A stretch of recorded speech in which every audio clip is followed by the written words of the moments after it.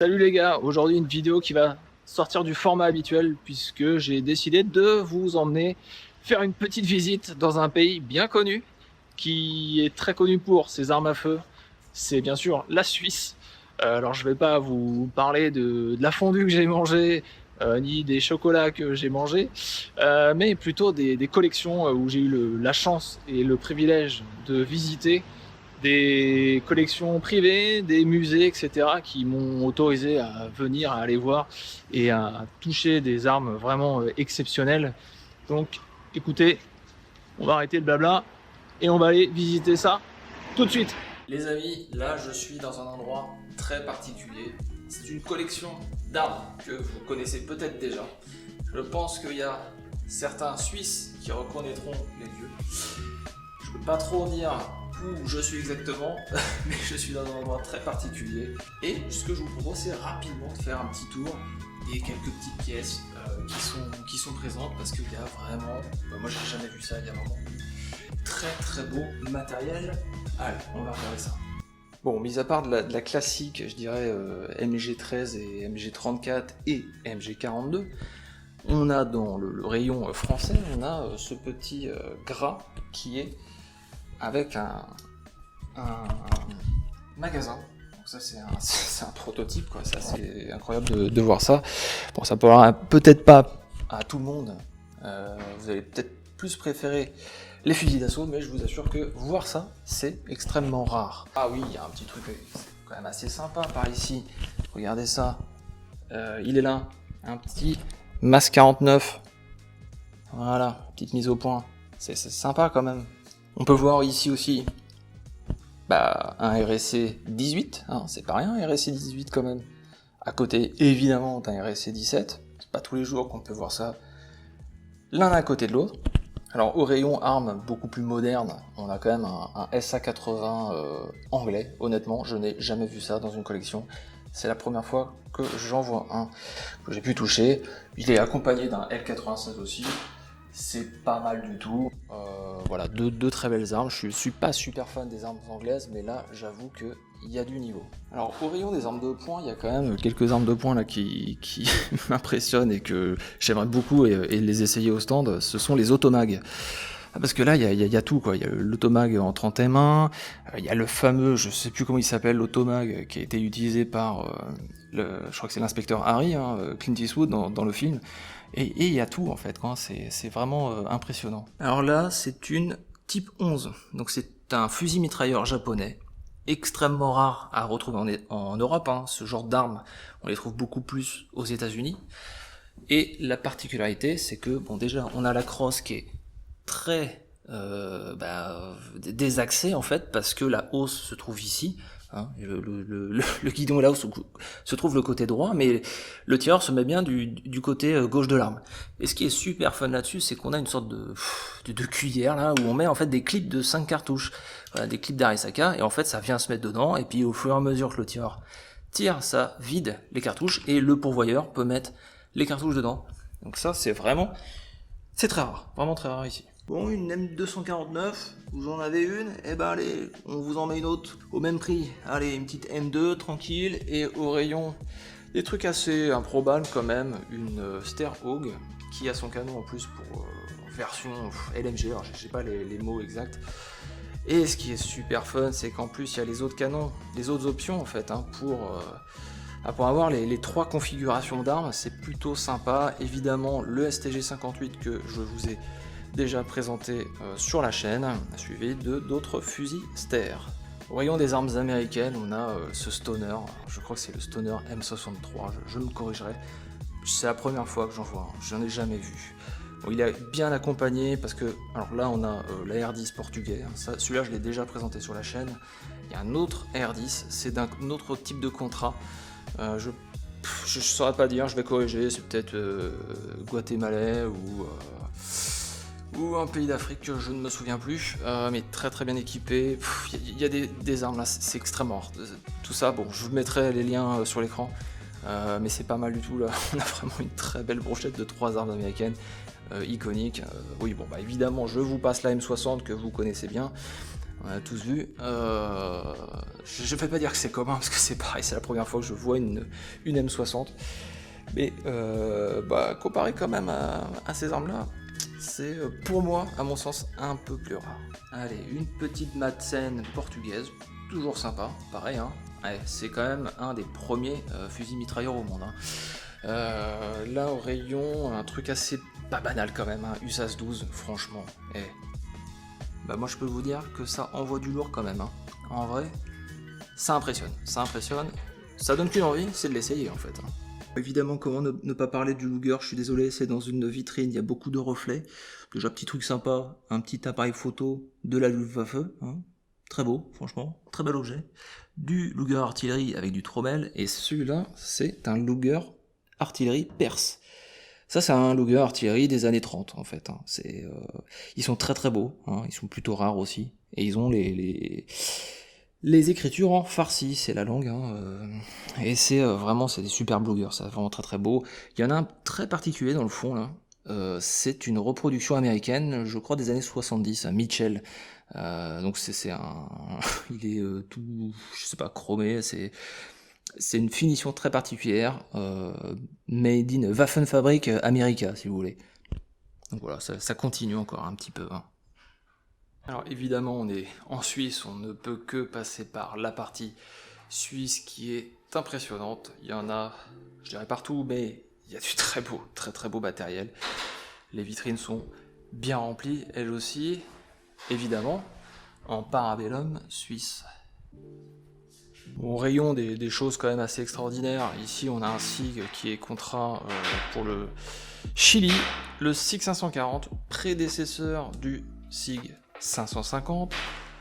Le CE22, c'est celui qui a perdu face au test, face au SIG 550, donc Waffenfabrik Bern. L'autre perdant des tests, Waffenfabrik Bern, qui ressemble au FG42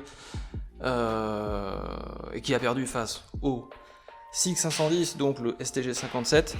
C'est des prototypes.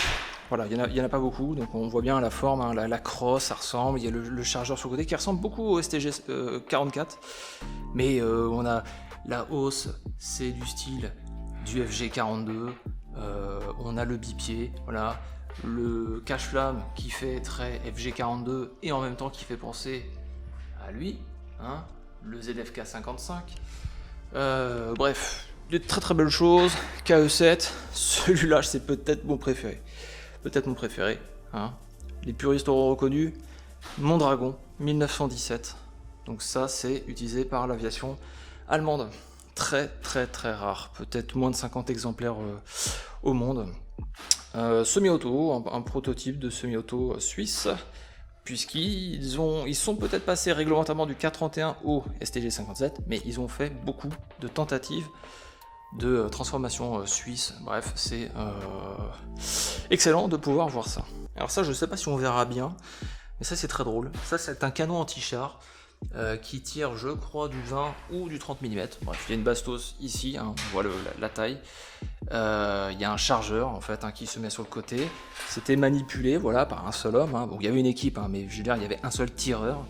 Et ce qui est super drôle sur cette arme, c'est que vous avez une genouillère, comme le Luger, mais géante, puisque alors c'est un certain Adolf Führer qui a créé ça, et ce gars-là, il faisait toutes ses armes avec un système de genouillère, et il a fait même le canon anti-char avec ce système-là. Ça se retrouve sur des pistolets mitrailleurs, ça se retrouve sur des fusils mitrailleurs, et même du canon anti-char semi-automatique, quoi. C'est vraiment génial. Bon les amis, j'espère que cette petite visite vous aura plu. J'ai fait suffisamment le tour, voilà, il n'y a pas besoin de tout montrer, sinon la vidéo va durer des heures et des heures, mais croyez-moi, c'est vraiment exceptionnel, je suis vraiment très content d'être là. Je remercie évidemment énormément le propriétaire des lieux qui m'a fait confiance pour venir et visiter ce lieu qui est pour moi unique. Vraiment, j'ai jamais vu une collection privée aussi impressionnante. Encore une fois, merci au propriétaire pour son accueil, vraiment très chaleureux. Et on va passer à la suite. En Suisse, il y a deux types de touristes. Il y a ceux qui vont voir les chutes du Rhin, et il y a les autres qui vont voir une collection très particulière. Bon alors malheureusement je ne pourrais pas vous montrer l'intérieur de la collection, mais ce que je peux vous dire, c'est que c'est juste incroyable. Voilà, j'ai pas été autorisé à filmer et à vous partager des images, donc vous aurez les chutes qui sont quand même magnifiques. Et malheureusement, ouais, il y a vraiment des choses hallucinantes. J'ai passé une journée à manipuler des prototypes complètement fous. Vraiment, c'est alors c'est que du SIG évidemment. Il y a quelques petits trucs un peu bizarres qui ne sont pas des ou alors qui sont des concurrents. Mais non, c'est vraiment impressionnant. Quand vous avez en main le numéro 1 des SIG 550 et le numéro 2, voilà. Bon, on en reparlera un autre jour, mais je peux vous dire que j'ai vu des très belles choses. Sachez que le musée SIG, la collection du musée SIG est accessible pour tout le monde. Vous pouvez y aller. Faut contacter, voilà, c'est un peu spécial. Hein, la collection est un peu cachée, un peu à l'écart. Mais c'est tout à fait possible. Si vous venez en Suisse, bah venez voir. Laissez votre famille voir les chutes du Rhin, mais vous, allez voir la collection SIG. Bon les amis, nouvelle journée et j'ai été invité dans un musée en Suisse qui est en cours de création. Donc vous avez pas mal de matériel là, derrière moi et là vous avez pas mal de très beau matériel. Hein. On va en parler un petit peu bientôt, mais il y a des canons, il y a pas mal de canons. On va aller voir les différents modèles. Il y a des très belles pièces. On va regarder ça un petit peu en détail. Ce que je vous propose, c'est de faire un petit tour de leur collection, de voir ce qu'ils sont en train de mettre en place et puis faire une petite présentation du musée qui devrait bientôt s'ouvrir. Alors sur les images, vous allez voir Andy, qui est la personne qui m'a accueilli au sein du musée, que je remercie chaleureusement de m'avoir présenté en fait ses canons et le musée. Il possède lui-même un canon dont on va voir tout à l'heure. Donc là, il nous présente en fait un canon de 1882 qui a un calibre de 12 cm et qui pèse quand même 3 tonnes 5. Donc il y avait quand même entre 11 et 12 personnes qui manipulaient ce genre de canon. Canon qui a quand même été utilisé jusqu'en 1945. C'est quand même une longue durée de vie. Et il fallait 4 chevaux quand même pour le transporter. On arrive ensuite sur des petits canons de 4,7 cm. Alors ce sont des canons de 1935 et en 41 en fait ils ont ajouté les plaques de blindage que vous voyez qui sont très bien camouflées. Alors il fallait 3 personnes pour les manipuler et ils avaient quand même une cadence de 20 coups par minute, ce qui est pas mal. Et en fait ça représente typiquement les canons anti-chars de la Suisse durant la Seconde Guerre mondiale et auxquels auraient dû faire face les Allemands s'ils avaient traversé la frontière avec leurs Panzer 1 et 2. Alors on arrive sur le canon justement que possède Andy et c'est un canon qui peut se manœuvrer comme ça, comme vous voyez, puisque évidemment le point d'équilibre enfin toute la masse est concentrée sur les roues. Donc je me suis prêté un petit peu au jeu d'essayer de le déplacer. Il pèse voilà une bonne tonne, donc ça se fait quand même. Et c'est un canon de 7,5 cm qui ressemble beaucoup à notre 75 français, puisqu'il a un système de recul qui est identique. Donc c'est un canon qui était manipulé par 7 personnes et qui pouvait tirer 15 coups par minute, ce qui est pas mal. Et vous voyez l'élévation, là Andy est en train de gérer l'élévation avec les manivelles. Et c'est assez fastidieux, hein, on s'en rend pas forcément compte. Donc là, il nous montre le chargement. Donc c'est simple, hein, c'est par l'arrière, on a une manette voilà, qui va ouvrir ce qu'on peut appeler la culasse et insérer l'obus. Il faut imaginer qu'il y a un étui évidemment, il referme et hop, c'est prêt à tirer. Le canon dispose d'une optique qui est située dans la boîte centrale. Et c'est une optique un petit peu comme sur les mitrailleuses en fait, hein, qui vient se placer sur la gauche du canon. L'artilleur regarde à travers la fenêtre du blindage et ça permet d'observer les tirs et surtout d'avoir une mesure des distances. Voilà, donc il y a beaucoup d'autres matériels encore dans leur musée. Il y a par exemple des cantinières qui celles-ci ne peuvent pas être utilisées puisque bon, il y a des normes évidemment sanitaires aujourd'hui, mais ils en utilisent certaines parce qu'ils font aussi de la reconstitution, et c'est ça qui est très intéressant dans ce musée-là, c'est que potentiellement il y a du matériel qu'ils utilisent pour des camps de reconstitution. Donc il y en a une des cuisinières, voilà, qui utilisent vraiment. Donc il y a pas mal, beaucoup de matériel, quoi. Alors dans le musée, ils ont reconstitué certaines choses, certains éléments. Et là, notamment, c'est un bunker. Donc voilà, faut imaginer, là c'est une MG11, ça ressemble à une MG08 allemande, hein. Il y a une lunette qui ressemble aussi à la ZF12, avec un réticule de forme pyramidale, qui est assez intriguant à première vue. Mais voilà, qui devait bien fonctionner à l'époque. Donc une MG11, et on a des Schmidt-Rubin un peu partout. Donc comme je vous disais, c'est une association de reconstitution. Ils reconstituent aussi des pièces dans le musée où on a par exemple ici une personne qui s'occupe du cuir. Voilà, toutes les chaussures, les matériels, les cartouchières, les bidons d'eau, les gamelles, etc. etc. Je peux vous assurer qu'il y a vraiment beaucoup de matériel.